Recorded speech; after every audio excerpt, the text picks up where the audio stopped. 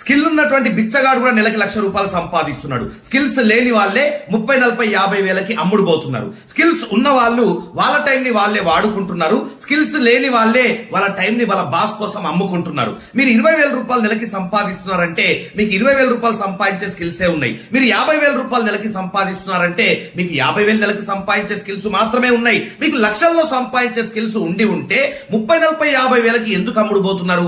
ఆలోచించాల్సినటువంటి విషయం. చాలా మంది మాకు జాబ్ దొరకట్లేదని చెప్పేసి బాధపడతా ఉంటారు. మిత్రమా, మీతో పాటు చదువుకున్న వాళ్ళకి జాబ్ వచ్చిందా రాలేదా? మీకు రాలేదంతే. ఎందుకంటే మీలో స్కిల్స్ లేవు. చాలా మంది మాకు బిజినెస్ లో టర్న్ ఓవర్ పెరగట్లేదని చెప్పేసి బాధపడతా ఉంటారు. మీతో పాటు బిజినెస్ చేస్తున్నటువంటి మీ కాంపిటేటర్స్ కి బిజినెస్ లో టర్న్ ఓవర్ పెరుగుతుందా లేదా? మీకు పెరగట్లేదు అంతే.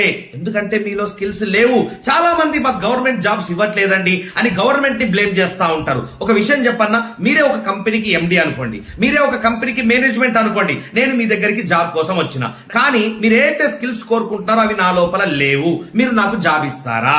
ఇవ్వరు కదా. మరి అట్లాగే గవర్నమెంట్ జాబ్ కావాలన్నా ప్రైవేట్ జాబ్ కావాలన్నా వాళ్ళు ఆశించే స్కిల్స్ మీలో లేవు. వాళ్ళు మీకెందుకు జాబ్ ఇవ్వాలా? మీతో పాటు సేమ్ వయసు ఉన్నోడు కోట్లు సంపాదించేసిండు, కానీ మీరు సంపాదించలేకపోయినరు. ఎందుకంటే మీలో స్కిల్స్ లేవు.